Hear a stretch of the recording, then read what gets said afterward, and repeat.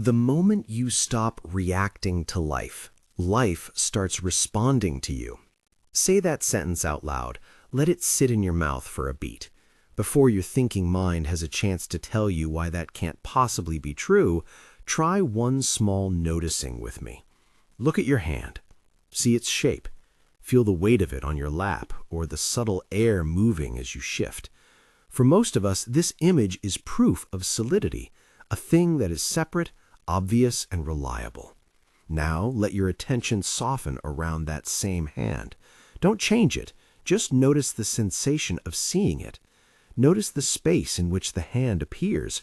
Notice the awareness that is noticing the hand. That small movement, from reacting to simply noticing, is closer to the hinge of the whole idea than any long explanation I could give.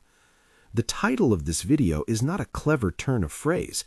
It's an invitation to one lived instant, and that instant is the threshold where everything different becomes possible. Most of us live inside what I call the density delusion. We accept our reality as a solid fact. Bodies, histories, titles, bank accounts, diagnoses, childhood stories.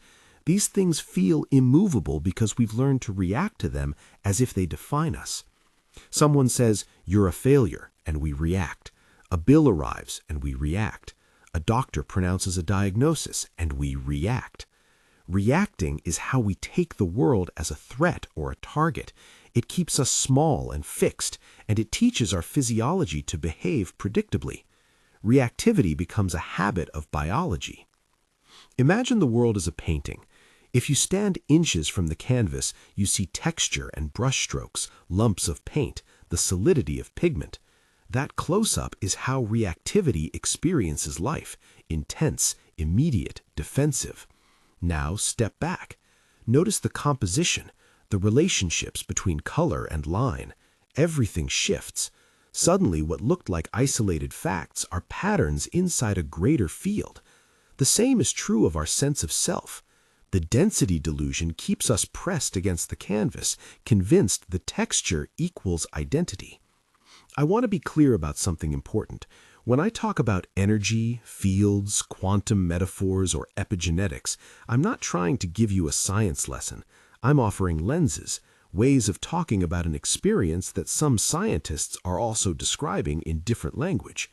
Some physicists point out that beneath apparent solidity are fields and interactions. Emerging research in epigenetics suggests that environment, stress, and perception alter gene expression, not by magic, but through well-documented biological pathways. I use these ideas carefully as metaphor and as possible mechanisms, not as definitive proof. 3 years ago, I had an experience that changed the axis of my life.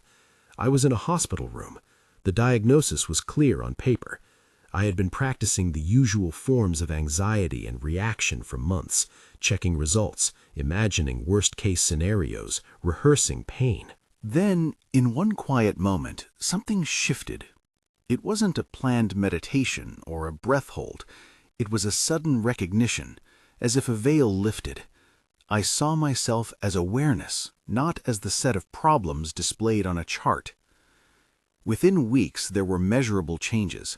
I'm careful to say measurable, not miraculous. My doctor was a skeptic in the way competent clinicians often are, trained to look for objective evidence, cautious not to conflate hope with outcome. When subsequent tests came back different than expected, he leaned forward in his chair, bewildered. "We can't explain this," he said. He didn't call it a miracle. He said, "This result is unusual." I call that unusual result a data point in my life. It shows that when identity changes, physiology sometimes follows. I am not saying this will happen for everyone in the same way. I am saying that for me, and for a number of people I've worked with and witnessed, a remarkable reorientation happened when reactivity ended and recognition of awareness took its place. When the self stops firing off automatic defensive signals, the body stops marching in lockstep with fear. Biologically, perception changes the internal environment. Some researchers interpret this as epigenetic modulation. gene expression shifting in response to stress hormones, to attention, to the narrative we tell about our health. Again, those are interpretive frames. The core claim I want you to feel is experiential. When you stop reacting, what follows can be different. How does this work in practice? Think of consciousness as an organizer, not in a mystical, supernatural way, but as a context-setting presence. You can imagine it like a radio station broadcasting a frequency. When most of us identify with density, our body, our roles, our anxieties, the frequency is narrow, reactive, tense. It broadcasts instructions that say, tighten, protect, prepare for harm. Our physiology listens. Hormones shift, immune responses change, breathing patterns tighten. Our experience of time compresses, everything feels urgent. Now imagine the frequency suddenly widening. The broadcast changes from protect to allow. Identity shifts from a closed, defensive narrative to an open, field-like presence. The instructions the system receives are softer, less contraction, more regulation. Cells don't read mind in the way a human reads a book, but they do respond to biochemical environments, to the balance of stress hormones, to the nervous system's tone, to patterns of movement and attention. If identity shapes habitual attention and attention shapes physiology, then identity indirectly influences how cells and systems behave. Some people call this manifestation. Others prefer flow state or non-dual recognition. I prefer plain language. When you stop reacting, you create room. Room for possibility. Room for a different kind of instruction to take hold. And in that room, life starts responding differently, not because it was waiting for permission, but because the organizing pattern you were sending has changed. You don't have to accept that as an abstract belief. You can test it right now. Softly, without strain, let your gaze soften. If it's safe where you are, close your eyes for a moment. If you're driving or need to stay alert, simply drop your gaze and feel the weight of your body in the chair. Bring attention to the feel of the air in your nostrils, the tiny expansion of the chest with each breath, without trying to change anything. Notice the place inside where awareness seems to be present. Is it located behind your eyes, in the center of the chest, or spread like sky across your whole body? Just notice. Don't decide. Watch the edges of what you think is you. Notice if those edges feel fixed or if they soften when attention rests differently. Now take your awareness back to your hand. Look at it again. Notice whether anything has shifted, not in the hand itself, but in how the hand appears to you. Is there a slight looseness, a new space between noticing and story?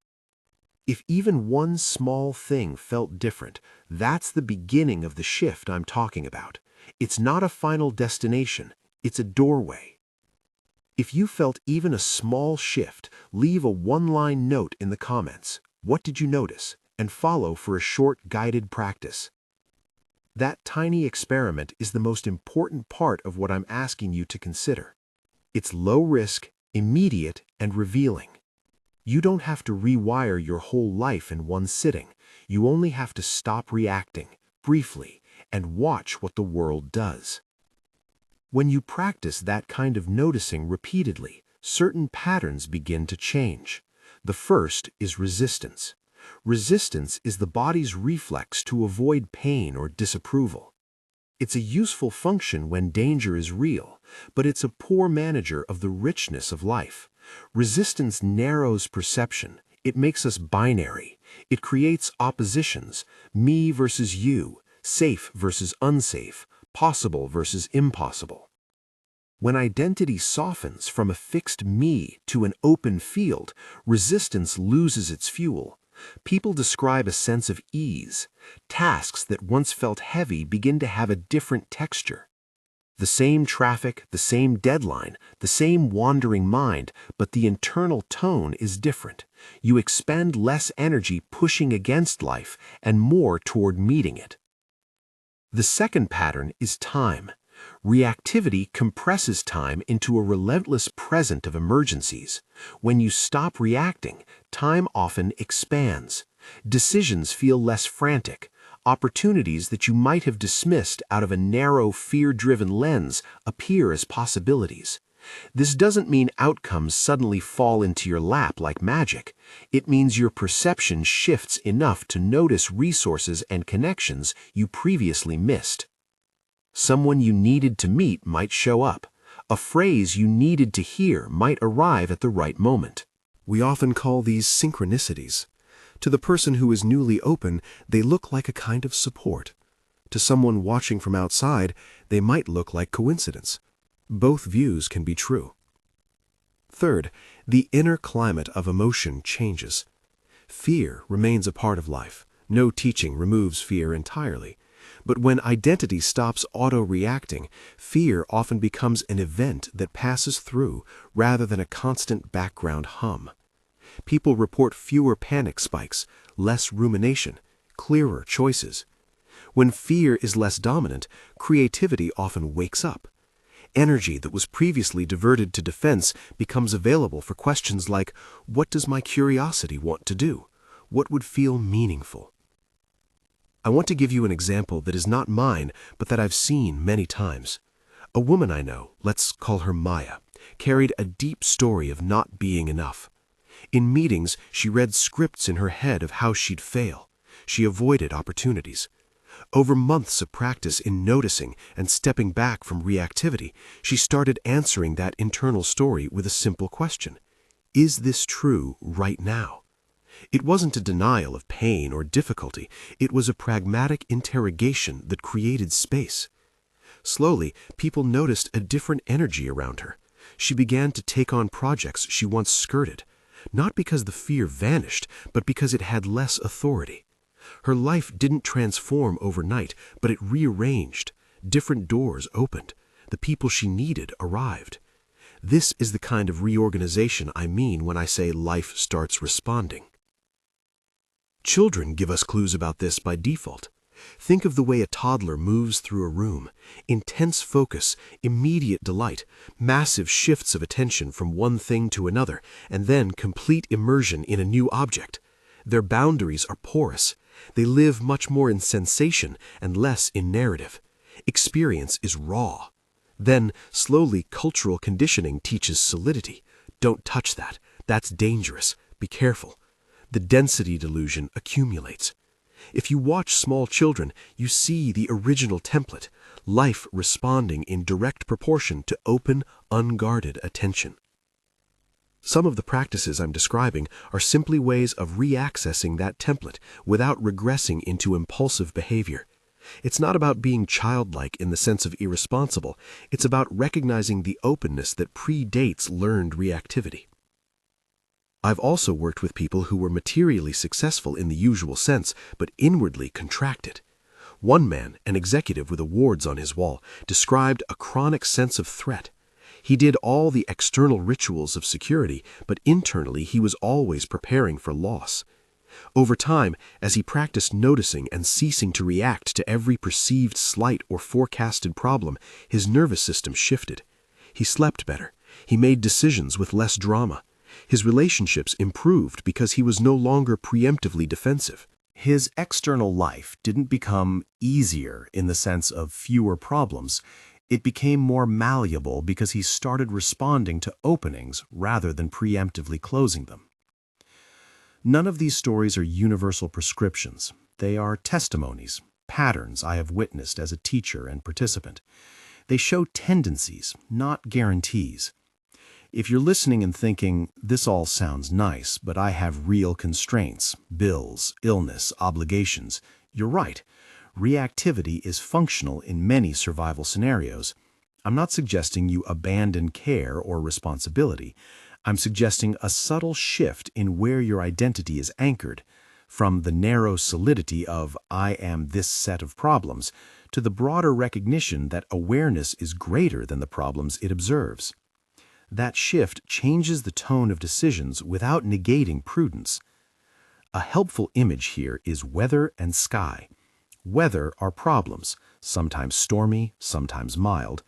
The sky is vast, holding each weather pattern without being equated to it. When you identify with the weather, you are always reacting. When you rest in the sky, you can witness the weather and choose a different response. The sky doesn't promise sunshine forever, nor does it deny the storm. It simply holds both. Now I want to offer a short, portable phrase you can carry into ordinary moments. Say it silently to yourself when a reaction begins to take over, when your chest tightens or your mind begins the old loop. Don't argue with your thoughts. Just bring them into view and use the phrase as a recentering anchor. I am not this body. I am the energy animating it. Say it once or twice. Notice what happens to the tone of your voice inside. Notice if the edge of the feeling shifts. That sentence is not a metaphysical proof. It's a tool for attention. If you practice it when small stresses appear, it becomes available when larger storms arrive. There is a subtle danger in all of this that I want to flag.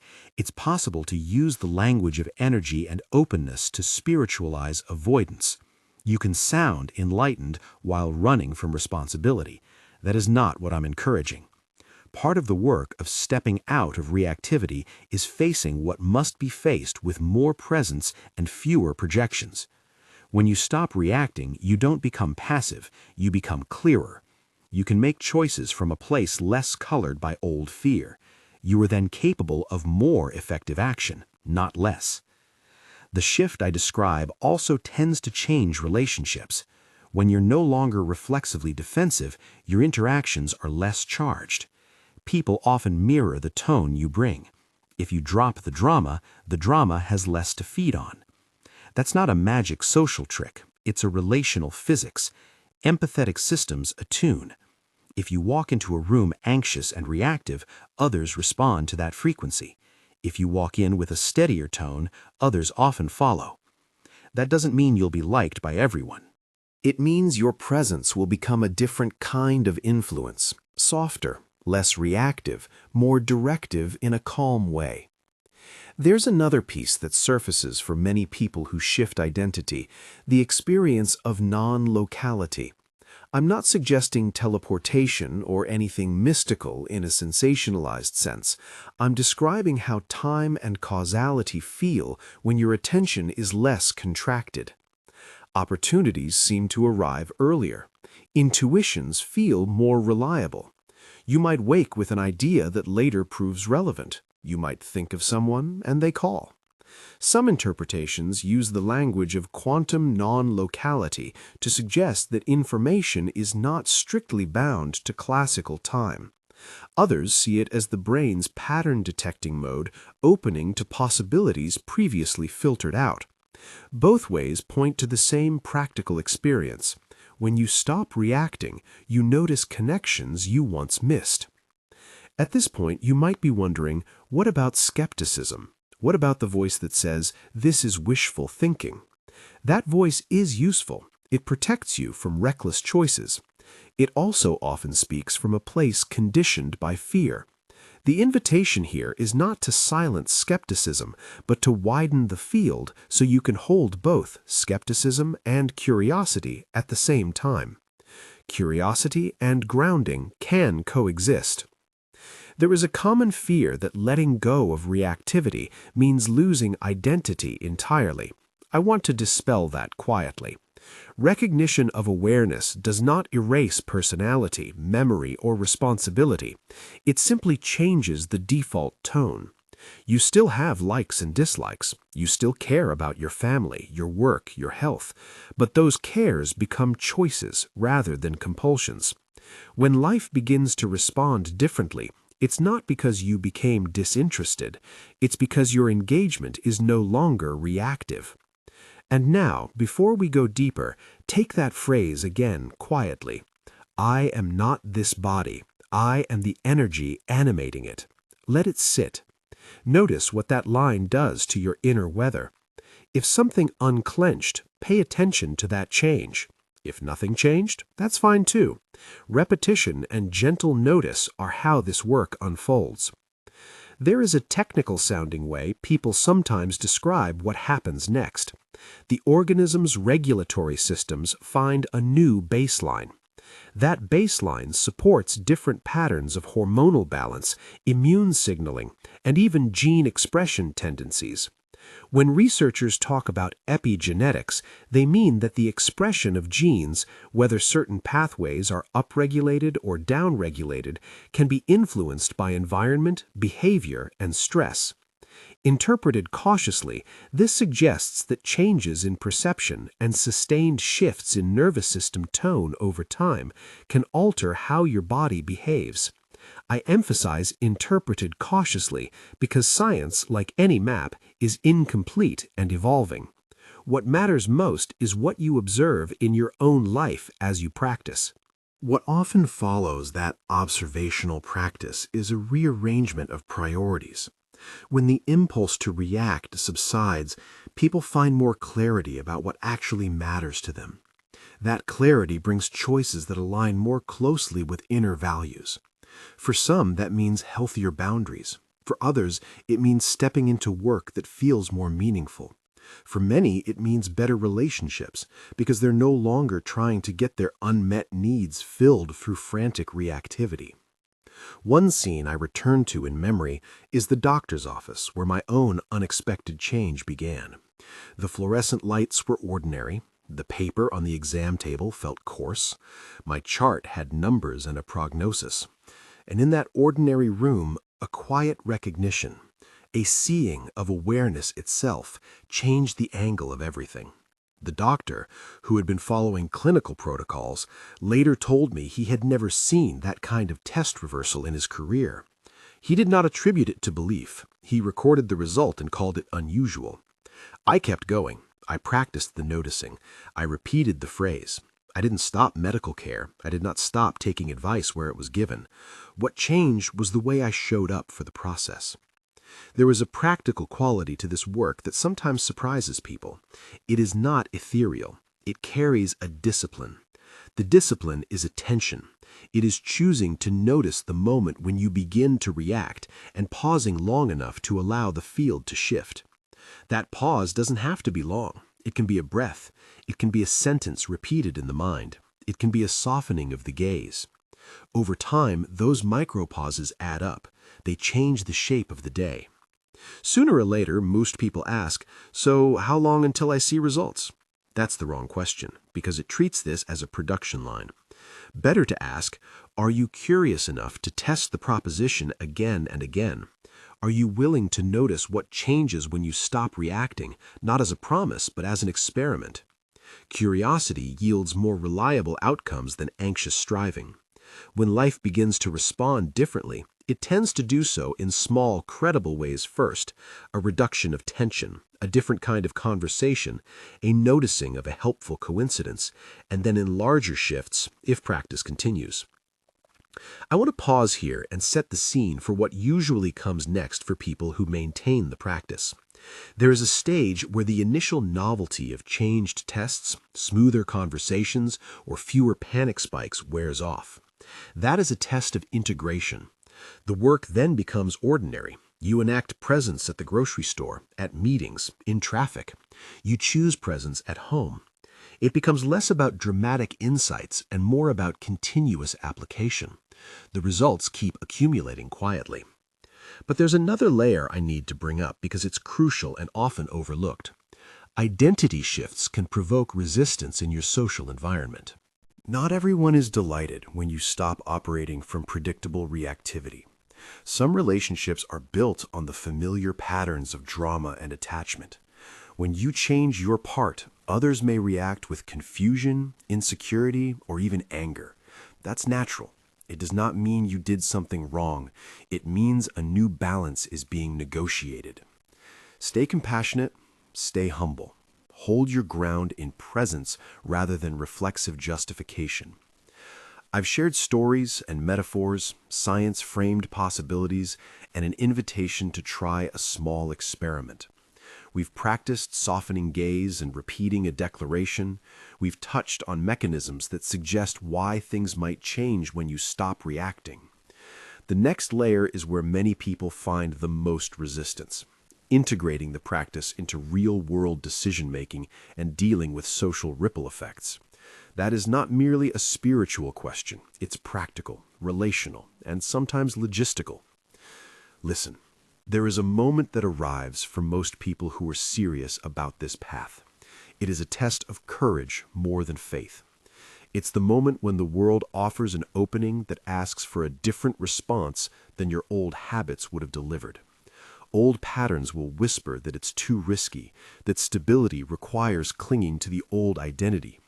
The new recognition invites a different posture, presence, responsibility, and a willingness to meet life from an expanded center. The choice is not between safety and recklessness. It's between being governed by fear or being governed by clarity. When you step into that choice, life doesn't always make things easy. Sometimes it tightens. Old resistances surface. That's normal. The point is not perfection. The point is continuity of attention. You will have to do this work across many small moments, and those moments accumulate. They change the trajectory of a life more reliably than any single dramatic event. And yet, even as I say that, I want you to hold the original simplicity. The moment you stop reacting, life starts responding. That moment can be a breath, a softening of the gaze, a repeated phrase. It's short, it's accessible, it's potent. It doesn't require a certificate, a teacher, or a retreat. It requires noticing. Coming up, if you stay with me, I will share concrete tools for integrating this into days when the stakes feel higher, moments when health, finance, or relationships press hard. We'll look at how to meet social resistance with kindness and clarity, how to maintain medical responsibility while practicing recognition, and how to scale this inner change into practical life choices without losing connection to the ordinary. But for now, hold the curiosity of the experiment. Keep the declaration close. Notice the weather, not just the storm. Now imagine you are in a moment where stakes feel real, not the pleasant experiment of a quiet room, but a bill that must be paid, a difficult conversation that must happen, a medical appointment that carries weight. The question becomes practical. How do you take the recognition from the quiet room into the messy, demanding places of ordinary life without avoiding responsibility or spiritualizing away hard choices? First, remember the shape of the practice. It's attention, not denial. In a high-stakes moment, the first useful move is a micro-pause. That's all, a fraction of a second to notice the reaction before it becomes the next automatic line you speak or the next reflex you act out. You don't need to stop everything. You simply notice the onset of reactivity, the tightening in the chest, the rehearsal of worst-case scenarios, the voice that pronounces a verdict about you or the situation. Name it silently. Naming creates space between stimulus and response. Call it what it is: tightness, story, fear. That tiny linguistic move shifts the nervous system from autopilot to meta-awareness. Once that space is present, bring the anchor phrase into it. I am not this body, I am the energy animating it. Say it quietly once or twice. Feel its effect not as a metaphysical gloss, but as a practical recentering. Notice whether the color of the reaction changes. You may feel less urgency. You may feel a clearer line toward what needs doing. That clarity does not absolve you of action. It simply changes the quality of the action.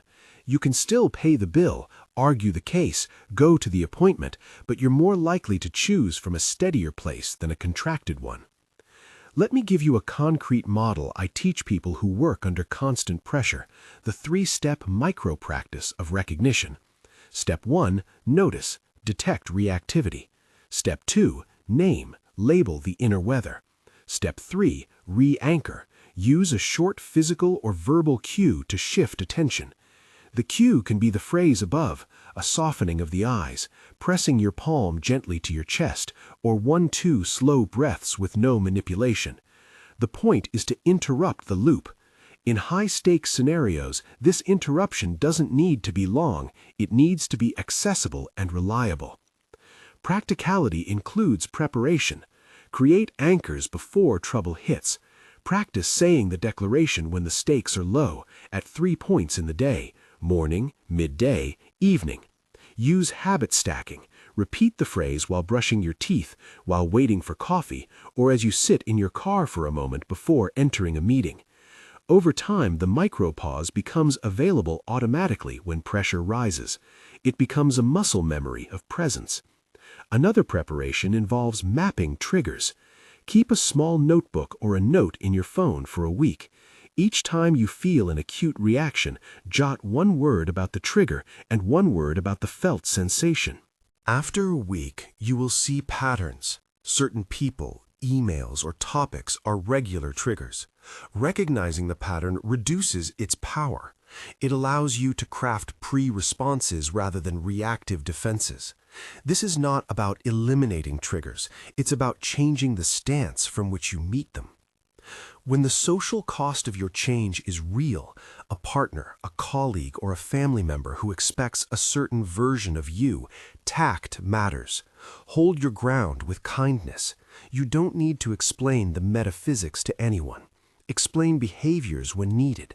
I'm trying a different way of responding so I can be more present with you. Offer clarity about boundaries. Presence doesn't mean passivity. It means choosing participation with less reactivity. Expect confusion. Expect pushback. If someone is accustomed to a certain dynamic, your steadier tone can temporarily create discomfort because it removes the fuel for the old pattern. Stay compassionate and patient. Change is relational, not merely individual. Medical contexts deserve special attention because they combine felt threat with objective systems. If you are managing illness, this practice is not a substitute for care. It is an ally. Continue with your medical regimen. Use the practices to help you show up to appointments with more clarity, to communicate your needs without panic, and to make treatment choices from a steadier center. If you observe any changes in your condition, report them to your clinicians. Keep the conversation transparent. The testimony I shared earlier, doctors surprised by unusual test results, was always framed within ongoing care, not in place of it. For many people, the recognition supports adherence and stress management, which can affect physiological markers indirectly. Frame all physiological talk as suggestive, not definitive. Use qualifiers. Emerging research suggests, for me, this occurred. Some interpretations propose. That keeps the work honest and humble. There is an art to integrating this recognition into action without becoming passive. Presence tends to reveal what matters. It also reveals what doesn't. Let the recognition guide you toward choices that align with values rather than reactivity.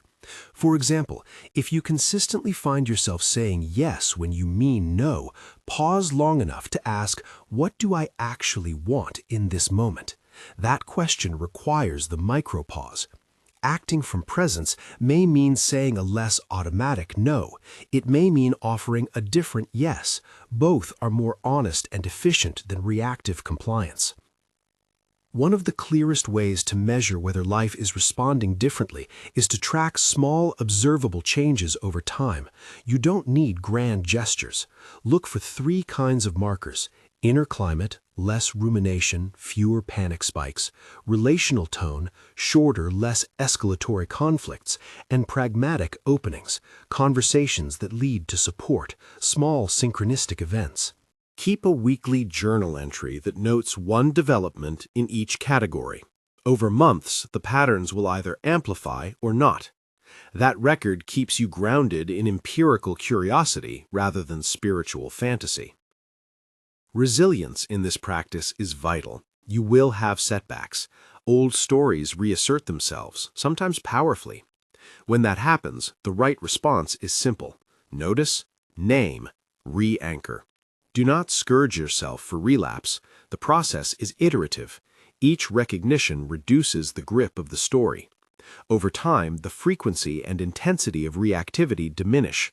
The measure of progress is not a straight line, but a general trend towards steadier presence. Community can accelerate integration. Find peers who are practicing attention-based work without turning it into dogma. A practice group, a steady friend, or a therapist who respects contemplative practices can provide feedback and accountability. Beware communities that promise certainty or present the practice as a cure-all. Healthy communities support curiosity, check claims, and encourage continued engagement with professional care when needed. Embodiment matters. The recognition of awareness is not an escape from the body, it is a fuller inhabitation of it. Movement practices that are gentle and accessible, walking, qi-based movement, yoga that emphasizes sensing rather than forcing, all help integrate awareness into everyday physiology. Sleep, nutrition, and movement are not glamorous spiritual topics, but they create the baseline in which reactivity either flares or subsides. Attention to body care is part of the work, not separate from it. There is also a wise skepticism that plays a healthy role. The small, skeptical voice that asks, "Is this wishful thinking?" is not your enemy. Invite it to sit with you. Ask it to define its worry. Often the skepticism protects you from rash decisions. The field of presence invites skepticism and curiosity to coexist. You can remain practical while expanding the possibilities you notice. The practice is not about tearing down rationality, it is about widening the field so rationality operates from less fear. Let me give another concrete story, brief and ordinary. A man named Aaron came to group work complaining of chronic anxiety and a stalled career pivot. He feared taking the audition necessary for a career change because rejection felt catastrophic. We practiced the micropauses and the declaration. He started simply. Before opening an email about an audition, he would take a micropause, say the phrase, and write one non-reactive sentence to himself. What do I want to try here? He then treated the audition as an experiment. He didn't need everything to go perfectly. Months later, he reported fewer avoidance days and better choices about when to invest time. He didn't become immune to disappointment, he became steadier in its face, which paradoxically made him more effective. He began to see opportunities he had previously dismissed because fear told him to avoid risk. There's an ethical dimension here too. As you become less reactive, take care not to weaponize presence as a means of moral superiority. The posture of calm can be used to dismiss other people's pain. Presence invites compassionate engagement, not aloofness. Resist narratives that make you feel morally elevated for being calm. Use your steadiness as a resource for connection, not for distancing. Now, a note on narrative identity. Much of the density delusion is sustained by stories we tell ourselves about who we are. These stories often carry truth, they are records of real events, but they are not exhaustive. A person who was bullied, for instance, may have internalized an identity of victimhood that colors every subsequent interaction. The practice invites you to hold that story with tenderness while noticing it is not the only story. You can be a person who was hurt and also a person who chooses otherwise now. That stance opens new pathways for action without negating history. Over years of teaching this work, a pattern emerges. The initial experiential shifts are fascinating. The real test is the ordinary application. That application often asks for the most mundane forms of courage, staying present in an argument, making a phone call you've been avoiding, going to the doctor and listening closely instead of panicking, saying no to a client who drains you, setting a boundary with a family member. Those choices don't make Instagram content, but they are how life rearranges itself. There is also a spiritual humility embedded in this path. Recognizing awareness does not make you omniscient. It does not protect you from all pain. It simply changes how pain, fear, and difficulty move through you. You become more reliable to yourself. That reliability changes the quality of decisions and the texture of relationships. People often report that when they stop reacting, life begins to present options that were invisible before. Sometimes those options require hard work, therapy, financial planning, or asking for help. The recognition supports the work, it does not replace it. If you're wondering how to sustain momentum, consider these 4 daily practices that are simple and cumulative. Practice 1, morning recognition. A brief 30 to 60 second settling when you wake, repeating the declaration line and feeling its tone. Practice 2, midday microcheck. A pause before lunch to note one instance of reactivity that occurred in the morning and how you met it. Practice 3, evening inventory. A 3-minute jot of one small success and one place you wanted to react but noticed. Practice 4, one tangible kind act that arises from presence, a call, a message, an apology, an offer of help. These practices keep the work integrated with life, not siloed as spiritual time. A final practical consideration is how to engage with powerful emotions that arise as identity softens. Grief, anger, and old sorrow can surface as you stop bypassing them with activity. That process is part of integration. Welcome it. Use the micropause to witness the emotion. If feelings are overwhelming or carry trauma, seek professional support.